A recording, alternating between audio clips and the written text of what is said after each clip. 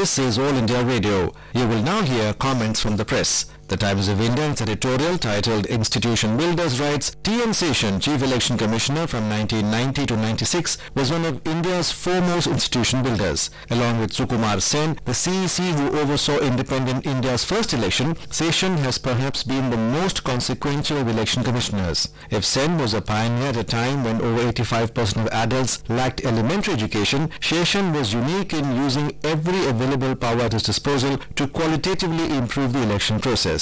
His demise on Sunday is an occasion to take stock of recent developments which impinge on elections. Following the Seshan era, the period between 2002 and 2017 was marked by many positive changes on both transparency and disclosure which improved elections. Following a PIL filed by Association for Democratic Reforms, it became mandatory for candidates to disclose their financial records and criminal records, if any. The changes brought about an environment where Parliament amended the Income Tax Act to incentivize political funding through checks instead of unaccountable cash. Separately, one of the outcomes of the right to information legislation was that political parties which enjoy tax benefits had to make their tax returns publicly available. The last 3 years, however, have witnessed a regression. This needs to be reversed. The negative changes of the last 3 years revolve around funding. Amendments to Foreign Contribution Regulation Act have opened the door for indirect foreign funding of political parties. Separately, a cap on corporate donations has been removed along with the introduction of opaque electoral bonds where the identity of the donor is suppressed. These changes open the door for crony capitalism as well as foreign interests influencing the election process. They impinge on our sovereignty, among other things. It is at times like this that one misses a Seshan who would surely have pushed back against such changes, undermining the integrity of the electoral process.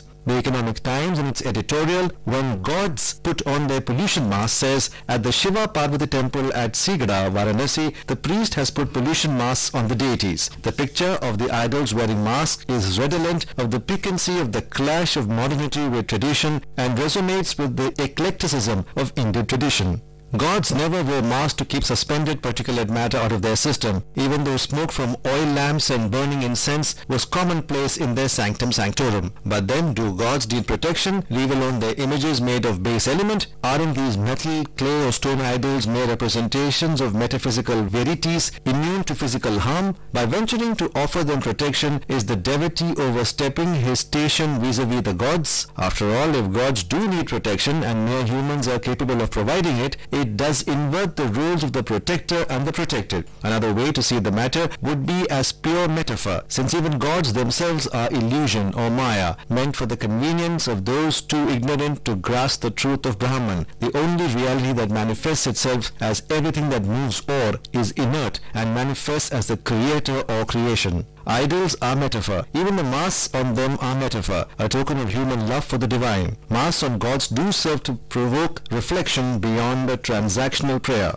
The Tribune's editorial titled Shafali Smashes Boundaries writes, Shafali Verma, the teen phenom from Haryana, has become the youngest Indian cricketer, male or female, to score a half-century in an international match. At the age of 15 years and 285 days, the Rohtak girl smashed a breathtaking 73 of 49 balls against West Indies in the first T20 international, putting into shade a half a century by her senior partner Smriti Mandhana. As if to show it was no fluke, Shafali struck an even more amazing innings the next day, 69 of 35 balls, to take India to a 10-wicket win over West Indies in the second T20I. Shafali put Smriti in the shade once again during their 104-run partnership. Smriti is one of the best strikers of the ball in women's cricket across the world, and it would take an especially gifted player to outshine her 2 days in a row. Shafali did it effortlessly. Women's cricket in India had its watershed moment 2 years ago at the 50-over World Cup, when Harmanpreet Kaur smashed 171 of 115 balls against Australia in the semi-finals. India strode to the final but suffered a close and heartbreaking loss to England. The performance of the team caught the imagination of the nation. Cricket academies reported a surge in the number of parents bringing their daughters to train. Women's cricket now has greater visibility and career viability than ever before because of the efforts of the cricket authorities. India now has 3 of the world's most talented youngsters in women's cricket. Shafali, the 19-year-old Jemima Rodrigues, and Smriti, who is a seasoned veteran at only 23 years of age. Shafali is very good news for Indian sport. India does not rank high in terms of the participation of its citizens in sports. For the